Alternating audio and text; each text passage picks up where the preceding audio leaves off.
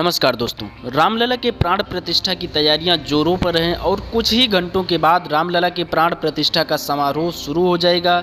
लेकिन क्या आप जानते हैं कि राम मंदिर के बारे में विदेशी मीडिया और वहां के अखबार क्या लिखते हैं? इस वीडियो में जानने की कोशिश करेंगे। दोस्तों, वाशिंगटन की पोस्ट में राम मंदिर के बारे में लिखा जाता है कि हिंदू भीड़ द्वारा एक ऐतिहासिक मस्जिद को ध्वस्त करने के 3 दशक बाद भारतीय प्रधानमंत्री नरेंद्र मोदी एक महत्वपूर्ण राष्ट्रीय चुनाव से पहले अपनी पार्टी को बढ़ावा देने के लिए एक राजनीतिक कदम के रूप में सोमवार को उसी स्थान पर एक भव्य मंदिर के अभिषेक में भाग लेंगे। आगे विशेषज्ञों का कहना है कि हिंदू धर्म के सबसे प्रतिष्ठित देवता भगवान राम को समर्पित यह मंदिर भारत के सबसे प्रभावशाली नेताओं में से एक के रूप में मोदी की विरासत और शासन को मजबूत करेगा, जिन्होंने देश को एक धर्मनिरपेक्ष लोकतंत्र से एक घोषित हिंदू राष्ट्र में बदलने की मांग की है।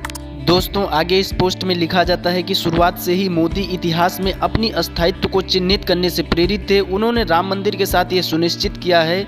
हिंदू राष्ट्रवाद के विशेषज्ञ और मोदी पर एक किताब के लेखक नीलांजन ने कहा, कई लोग मंदिर के उद्घाटन को मोदी के लिए चुनाव अभियान की शुरुआत के रूप में देखते हैं, जो एक घोषित राष्ट्रवादी है, जिन पर आधिकारिक तौर पर धर्मनिरपेक्ष भारत में हिंदू वर्चस्व का समर्थन करने का व्यापक आरोप लगाया गया है।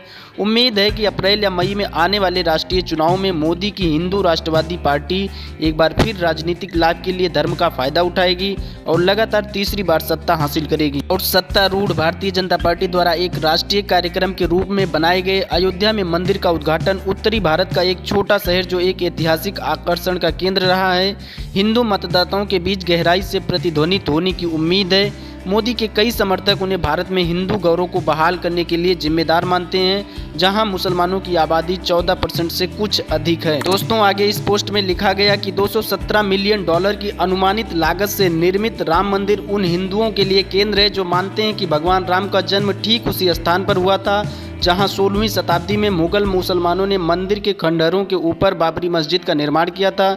दिसंबर 1992 में हिंदू भीड़ द्वारा मस्जिद को ध्वस्त कर दिया गया, जिससे देशव्यापी दंगे भड़क उठे, जिसमें 2000 से अधिक लोग मारे गए, जिनमें ज़्यादातर मुस्लिम थे। इसने उन घटनाओं को गति दी जिन्होंने भारत में सामाजिक पहचान की राजनीति को फिर से परिभाषित किया और 1980 के दशक में मोदी की भाजपा को 2 संसदीय सीटों से वर्तमान राजनीतिक शिखर तक पहुंचा दिया।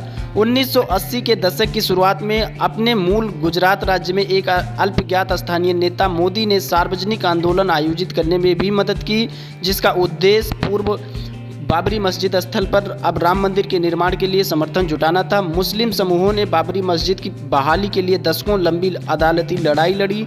यह विवाद 2019 में समाप्त हुआ, जब एक विवादित फैसले में भारत के सर्वोच्च न्यायालय ने मस्जिद के विनाश को कानून के शासन का घोर उल्लंघन कहा, लेकिन यह स्थान हिंदुओं को दे दिया गया। अदालत के द्वारा मुसलमानों को एक अलग इलाके में जमीन प्रदान की गई। दोस्तों, आप इस मुद्दे पर क्या सोचते हैं? कमेंट सेक्शन में कमेंट करके जरूर बताइएगा और वीडियो पसंद आया तो वीडियो को लाइक कीजिएगा और चैनल को जरूर सब्सक्राइब कीजिएगा। धन्यवाद।